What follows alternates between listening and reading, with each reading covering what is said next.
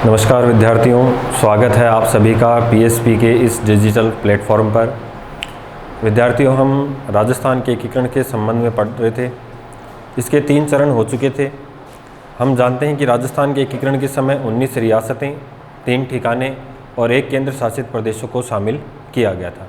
हमने ये भी देखा कि पहले चरण में 4 रियासतें, दूसरे चरण में 9 रियासतें और तीसरे चरण में उदयपुर रियासत को शामिल किया गया था। अब हम एकीकरण के चौथे चरण की बात करें। एकीकरण का चतुर्थ चरण।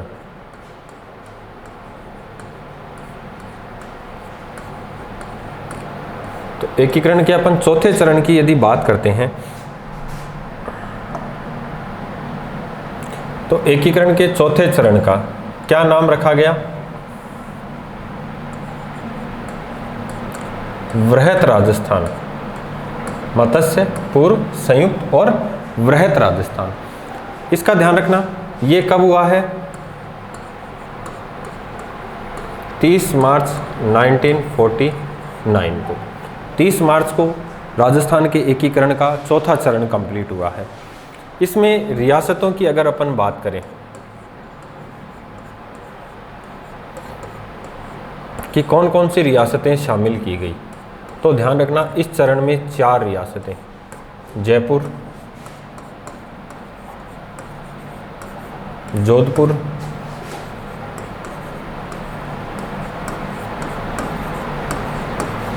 जैसलमेर, बीकानेर, ये 4 रियासतें शामिल की गई।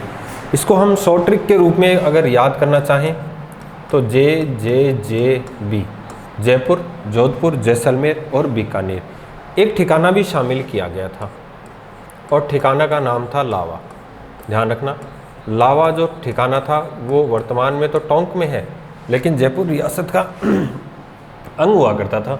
तो जयपुर, जोधपुर, जैसलमेर, बीकानेर और रियासत कौन सी? लावा। तो 4 रियासतें शामिल की गई। अब देखो, हम यहाँ अगर इस चरण की बात करें तो राजस्थान की अधिकांश रियासतें, जैसे पहले चरण में 4, दूसरे चरण में 9, तीसरे चरण में 1 और इस चरण में 4, तो 9 और 1 10, 4 और 4 18 रियासतें इस चरण में शामिल हो चुकी हैं। तो मोस्ट इम्पॉर्टेंट जो हमें चीज़ याद रखनी है कि इस दिन कौन सी तारीख थी? 30 मार्च। ध्यान रखना कौन सी तारीख, और अधिकांश राजस्थान का एकीकरण कंप्लीट हो चुका है। तो इस दिन को हम किसके रूप में मनाते हैं? तो ध्यान रखना राजस्थान दिवस कब मनाया जाता है? तो मोस्ट इम्पॉर्टेंट 30 मार्च को क्या मनाया जाता है? राजस्थान दिवस मनाया जाता है। कारण क्या है कि अधिकांश रियासतें इस दिन कंप्लीट राजस्थान के एकीकरण में शामिल कर ली गई थी। तो राजस्थान का अधिकांश भाग यहाँ पर क्या हो चुका है? शामिल हो चुका है। ठीक है, अगर हम इसको शामिल करें रियासतों में, तो रियासतों में ध्यान रखना इसके साथ कौन सा है? इससे पहले वाला चरण, संयुक्त राजस्थान प्लस किस किस को शामिल किया गया? जयपुर, जोधपुर, जैसलमेर, बीकानेर और लावा ठिकाने को शामिल किया गया। इस चरण का अगर राज प्रमुख की बात करें तो ध्यान रखना जयपुर के शासक थे मानसिंह द्वितीय। मानसिंह द्वितीय को राज प्रमुख बनाया गया और यहाँ ये आजीवन राज प्रमुख रहे हैं। महाराज प्रमुख किसे बनाया गया? ये कई बार पूछा जाता है। और यहाँ पर ये आजीवन फिर महाराज प्रमुख, तो ये किसको बनाया गया है? ये बनाया गया है उदय भान सिंह धौलपुर को। किसको बनाया गया है? उदय भान सिंह। कहाँ के थे? धौलपुर के। सॉरी, यहाँ उपराज प्रमुख बनाया गया है भूपाल सिंह, और भूपाल सिंह कहाँ के रहने वाले थे? उदयपुर के। ये आजीवन महाराज प्रमुख रहे हैं। ध्यान रखना, आजीवन महाराज प्रमुख किसको बनाया गया है? भूपाल सिंह उदयपुर को बनाया गया है। नेक्स्ट अपन बात करें उपराज प्रमुख किसको बनाया गया? तो उपराज प्रमुख पिछले चरण में जो शामिल थे उन्हें ही वापस क्या बना दिया गया? उपराज प्रमुख बना गया। ये थे भीम सिंह कोटा। भीम सिंह कोटा का। तो एकीकरण का चौथा चरण, राजस्थान की अधिकांश रियासतें शामिल हो चुकी हैं, तो इसलिए 30 मार्च का वो दिन था, तो तो 30 मार्च को प्रतिवर्ष राजस्थान दिवस के रूप में मनाया जाता है। 4 रियासतें जयपुर, जोधपुर, जैसलमेर और बीकानेर को शामिल की गई। संयुक्त राजस्थान इसके साथ शामिल था। राज प्रमुख मान सिंह द्वितीय, महाराज प्रमुख भूपाल सिंह उदयपुर, उपराज प्रमुख भीम सिंह कोटा। अब इसकी अपन बात करें उद्घाटनकर्ता, तो ध्यान रखना उद्घाटनकर्ता किसे बनाया गया है। तो इस समय राजस्थान का अधिकांश भाग शामिल हो चुका था, तो स्वयं सरदार वल्लभ भाई पटेल आए थे। स्वयं कौन आए? सरदार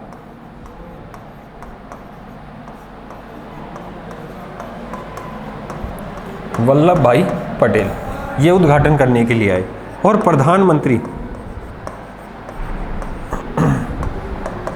प्रधानमंत्री किसे बनाया गया? हीरालाल शास्त्री। इसके बाद ध्यान रखना राजस्थान की रियासतों में कोई भी उद्घाटन करने नहीं आएगा, क्योंकि अधिकांश राजस्थान क्या हो चुका है? बनकर तैयार हो चुका है, डिसाइड हो चुका है। इस दिन राजस्थान दिवस मनाया जाएगा। तो 30 मार्च 1949 कितनी रियासतें? 4 रियासतें और संयुक्त राजस्थान, एक ठिकाना। राज प्रमुख मान सिंह द्वितीय, महाराज प्रमुख भूपाल सिंह उदयपुर, उपराज प्रमुख भीम सिंह कोटा, उद्घाटनकर्ता सरदार वल्लभ भाई पटेल और प्रधानमंत्री हीरालाल शास्त्री को बनाया गया था। नेक्स्ट अपन आगे बढ़ते हैं कि इस चरण में जो राजधानी थी वो जयपुर डिसाइड हुई। इससे पहले अपन बात करें, पहले चरण में अलवर, दूसरे में कोटा, तीसरे में उदयपुर और चौथे में राजधानी जो बनाई गई वो जयपुर को बनाई गई। तो ध्यान रखना एक कमेटी का गठन हुआ था।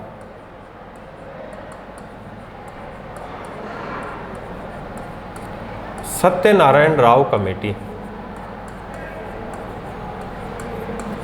इस कमेटी की सिफारिश पर ध्यान रखना, इस कमेटी की सिफारिश पर जयपुर को क्या बनाया गया? राजधानी बनाया गया। ध्यान रखना जयपुर को क्या बनाया? राजधानी बनाया। देखो पहले राजधानी बनाने की सिफारिश हुई थी जोधपुर को, पहले राजधानी बनाना चाहते थे जोधपुर को, क्योंकि सबसे बड़ी रियासत भी कौन सी थी? जोधपुर। लेकिन पेयजल और संचार के साधनों, ध्यान रखना अगर कोई कारण पूछे तो किस कारण से, तो ये क्या है? पेयजल प्लस संचार के साधनों के कारण क्या किया गया? जयपुर को राजधानी बनाया गया। यहाँ पेयजल और दूरी अधिक थी, संचार के साधन नहीं थे, तो इसलिए राजधानी जोधपुर की बजाय किसको बनाया गया? जयपुर को बनाया गया। इसके अलावा अपन बात करें बहुत से विभागों का भी बंटवारा हुआ, तो उनकी भी एक छोटी सी अपन डिटेल यहाँ पर पढ़ लेते हैं कि सत्यनारायण राव समिति की सिफारिश पर देखो राजधानी तो जयपुर को बनाया गया। एक अपना राजस्व मंडल, जब पहले पटवारी का एग्जाम करवाता था, राजस्व विभाग किसको सौंपा गया? अजमेर को सौंपा गया। ठीक है। कृषि विभाग किसको सौंपा गया? कृषि विभाग सौंपा गया भरतपुर को। वन विभाग किसको सौंपा गया? वन विभाग सौंपा गया कोटा को। खनिज विभाग कहाँ सौंपा गया? तो खनिज विभाग सौंपा गया उदयपुर को। और अपना शिक्षा विभाग, शिक्षा विभाग किसको सौंपा गया? ये सौंपा गया बीकानेर को।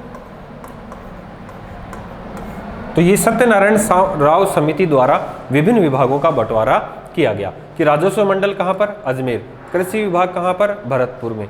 वन विभाग कोटा, खनिज विभाग उदयपुर और शिक्षा विभाग कहाँ? बीकानेर को सौंपा गया। सत्यनारायण राव समिति की सिफारिश पर ही जयपुर को राजधानी बनाया गया। नेक्स्ट आगे बढ़ते हैं एकीकरण के 5वें चरण में। एकीकरण का 5वां चरण, एकीकरण का 5वां चरण, इसको कहते हैं संयुक्त वृहत राजस्थान। ध्यान रखना एकीकरण के 5वें चरण को क्या नाम दिया गया? संयुक्त वृहत राजस्थान। क्यों दिया गया इसको देखते हैं। पहले तो तारीख देखते हैं, कब हुआ है? 15 मई 1949 को। ठीक है। देखो एकीकरण की अपन ने शुरुआत पढ़ी 18 मार्च 1948 को एकीकरण प्रारंभ हुआ। 18 मार्च 1948, फिर 18, फिर 25 मार्च और यहाँ पर फिर 18 अप्रैल। ये तीनों क्या हैं? 48 हैं। फिर नेक्स्ट जो चौथा चरण था 30 मार्च राजस्थान दिवस 1949 और ये 15 मई 1949 1949। तो ये दोनों एक हैं और यहाँ पर शुरुआत के तीनों साल कब हुए हैं? 1948 में। तो 5वां चरण है वो 15 मई 1949 को हुआ था। इसमें क्या हुआ कि मत्स्य संघ, ध्यान रखना, एक तो मत्स्य संघ प्लस संयुक्त राजस्थान को मिला दिया, संयुक्त राजस्थान को, ठीक है, संयुक्त राजस्थान को मिला दिया। और कौन सा चरण बना दिया? 5वां चरण बना दिया। अपन ने पढ़ा था कि एकीकरण का जो पहला चरण था मत्स्य संघ, जिसका नाम KM मुंशी के कहने पर रखा गया था, वो शेष राजस्थान से अलग था। दूसरा, तीसरा, चौथा चरण एक साथ थे और पहला चरण अलग था। तो अब पहले और चौथे चरण को मिलाकर कौन सा चरण बना दिया? 5वां चरण। मत्स्य संघ और संयुक्त राजस्थान को मिला दिया तो कौन सा राजस्थान बन गया? संयुक्त वृहत राजस्थान मिल गया। इसमें देखो यहाँ पर एक सबसे बड़ी जो बात है वो ये थी कि भरतपुर और धौलपुर, राजस्थान की दो रियासतें भरतपुर और धौलपुर, ये भाषा के आधार पर, ये भाषा के आधार पर उत्तर प्रदेश यूपी में मिलना चाहती थी। ध्यान रखना, ये इनका विरोध हो रहा था, ये राजस्थान में शामिल नहीं होना चाहते थे। ये दोनों रियासतें भाषा के आधार पर यूपी में शामिल होना चाहती थी, लेकिन जनता की राय जानने हेतु VP मेनन, इन्होंने एक कमेटी का गठन किया। शंकर देव राय, ध्यान रखना, शंकर देव राय के निर्देशन में एक कमेटी का गठन किया गया और इस कमेटी के गठन के बाद ये डिसाइड हुआ कि यूपी की भरतपुर और धौलपुर को यूपी में शामिल नहीं किया जाए, इन्हें कहाँ पर शामिल किया जाए? राजस्थान में ही शामिल किया जाए। तो इसलिए पहले चरण और चौथे चरण को मिला दिया गया। ध्यान रखना, भरतपुर और धौलपुर की जनता की राय जानने हेतु कौन सी कमेटी का गठन किया गया? तो वो कौन सी कमेटी थी? शंकर देव राय कमेटी गठन की गई। तो ये एकीकरण का चौथा चरण, 5वां चरण। नेक्स्ट हम बात करते हैं छठा चरण। नेक्स्ट चरण कौन सा? छठा चरण। तो देखो, छठे चरण में अब केवल एक रियासत बाकी रही है। तो सबसे पहले तो ये चरण कब हुआ है? जब भारत का संविधान लागू हुआ है, 26 जनवरी 1950। ठीक है, 26 जनवरी 1950 जब भारत का संविधान लागू हुआ है, राज्यों की श्रेणियां समाप्त कर दी गई हैं, सभी राज्यों को एक जैसा दर्जा दे दिया गया है। तो इस समय जो राजस्थान शब्द था उसको संवैधानिक मान्यता दे दी गई है। ध्यान रखना, इस शब्द को क्या दे दी गई है? संवैधानिक मान्यता दे दी गई है। एकीकरण के दूसरे चरण में राजस्थान शब्द का प्रयोग कर लिया गया था, लेकिन मान्यता कब मिली है? छठे चरण में। छठा चरण कब लागू हुआ है? जब भारत का संविधान लागू हुआ है, 26 जनवरी 1950। इस दिन क्या हुआ था कि इस दिन राजस्थान शब्द को मान्यता मिली थी, 26 जनवरी 1950 को। इस चरण में ध्यान रखना किसको शामिल किया गया है? शेष सिरोही को। अब मैंने शेष सिरोही क्यों लिखा है? डायरेक्ट सिरोही भी तो लिख सकते थे, लेकिन किसको छोड़कर? माउंट आबू वाले क्षेत्र को छोड़कर, आबू प्लस देलवाड़ा को छोड़कर। ध्यान रखना, आबू और देलवाड़ा को छोड़कर शेष राजस्थान को क्या कर लिया गया है? शामिल कर लिया गया है। ध्यान रखना, आबू और देलवाड़ा को शामिल नहीं किया गया है, बाकी राजस्थान को क्या कर लिया गया? बाकी सिरोही को राजस्थान में शामिल कर लिया गया। हुआ क्या? आबू और देलवाड़ा दोनों हिल स्टेशन थे और सरदार वल्लभ भाई पटेल ने इस क्षेत्र को, जो उस समय बॉम्बे हुआ करता था, क्योंकि गुजरात भी बाद में बना था, तो बॉम्बे वाले क्षेत्र में इसको शामिल कर लिया था। तो यहाँ के सिरोही प्रजामंडल के जो नेता थे, सिरोही प्रजामंडल के जो नेता थे, सिरोही प्रजामंडल के नेता कौन? गोकुल भाई भट्ट। गोकुल भट्ट, इनको क्या कहा जाता है? ये राजस्थान के गांधी, राजस्थान के गांधी। ये अनशन पर बैठ गए, क्योंकि ये इन्हें राजस्थान का गांधी कहा जाता है। ध्यान रखना, 1 नंबर का क्वेश्चन डायरेक्ट बनता है। किसको? गोकुल भाई भट्ट को। सिरोही प्रजामंडल के या सिरोही के रहने वाले थे, सिरोही प्रजामंडल का नेतृत्व भी किया है। तो ये यहाँ से आते थे। अब इस क्षेत्र को कहाँ शामिल कर दिया? गुजरात वाले, वर्तमान गुजरात वाले क्षेत्र में शामिल कर दिया। तो ये अनशन पर बैठ गए। अनशन पर बैठ के तो हीरालाल शास्त्री ने, किसके द्वारा? हीरालाल शास्त्री द्वारा, हीरालाल शास्त्री द्वारा एक पत्र लिखा गया। किसको लिखा? सरदार वल्लभ भाई पटेल को। सरदार वल्लभ भाई पटेल को पत्र लिखा कि हमारे लिए राजस्थान का मतलब है गोकुल भाई भट्ट, हमारे लिए राजस्थान का मतलब है गोकुल भाई भट्ट, और इनके बिना हम राजस्थान की कल्पना नहीं कर सकते। ध्यान रखना, इनके बिना क्या नहीं हो सकती? राजस्थान की कल्पना नहीं हो सकती। तब सिरोही के जो आबू और देलवाड़ा हैं उसको राजस्थान के 7वें चरण में क्या किया गया? शामिल किया गया। तो हम आगे बढ़ते हैं राजस्थान के एकीकरण के 7वें चरण में। तो देखिए राजस्थान का एकीकरण का 7वां चरण, 7वां चरण, ठीक है। और 7वां चरण कब?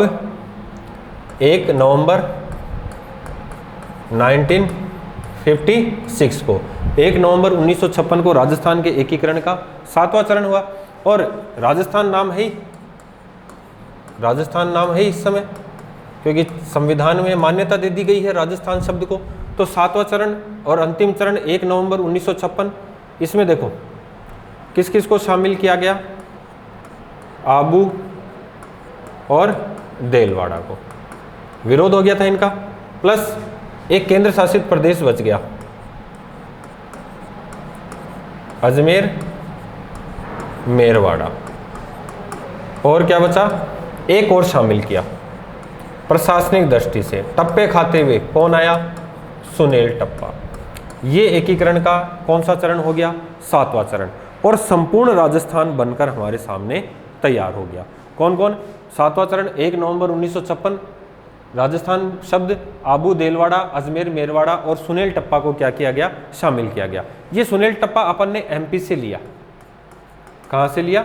मध्य प्रदेश से लिया। और इसके बदले हमने मध्य प्रदेश को क्या दिया? ये भी ध्यान रखना, इसको हमने सिरोंज दिया है।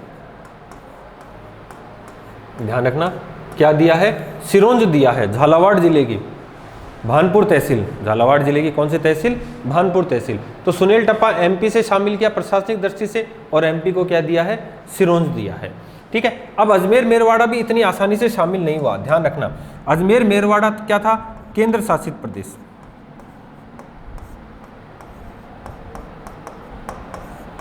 अजमेर मेरवाड़ा क्या था? केंद्र शासित प्रदेश। ठीक है। अब इसका शासन चला रही थी एक 30 सदस्यों की धार सभा। 30 सदस्य थे, और क्या नाम था इसका? धार सभा। और इसका नेतृत्व कौन कर रहा था? हरिभाऊ उपाध्याय।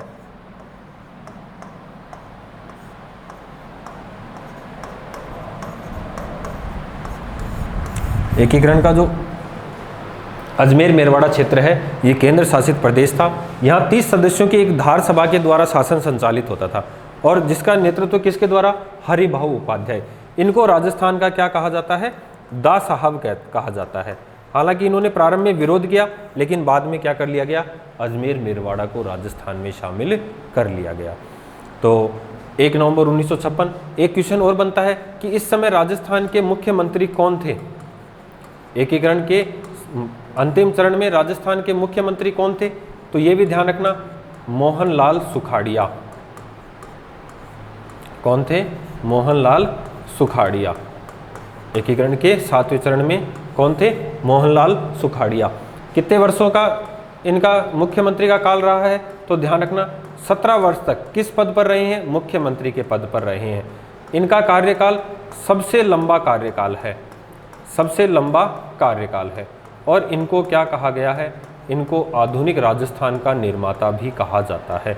मोस्ट इंपॉर्टेंट, आधुनिक राजस्थान का क्या कहा गया है? निर्माता। ध्यान रखना, आधुनिक राजस्थान का निर्माता किसको कहा गया है? मोहनलाल सुखाड़िया को। अगर पूछ ले राजस्थान के प्रथम मनोनीत मुख्यमंत्री कौन थे? तो हीरालाल शास्त्री थे। जिस समय मुख्यमंत्री बने उस समय शपथ दिलाई थी किसके द्वारा? मानसिंह द्वितीय द्वारा। लेकिन एकीकरण का जब 7वां चरण हुआ है तो यहाँ एक चीज और समझेंगे अपन कि 1 नवंबर 1956 को 7वां कॉन्स्टिट्यूशन अमेंडमेंट हुआ है, 7वां संविधान संशोधन हुआ है। 7वां क्या हुआ है? संविधान संशोधन हुआ है। और क्या हुआ है कि राज प्रमुख के पद के स्थान पर राज प्रमुख का पद समाप्त कर दिया गया और कौन सा पद, राज्यपाल का पद प्रारंभ हुआ है। ध्यान रखना, राज्यपाल का पद प्रारंभ हुआ है। राज प्रमुख के पद को समाप्त कर दिया गया और राज्यपाल का पद प्रारंभ हुआ है। और प्रथम राज्यपाल राजस्थान के कौन बने हैं,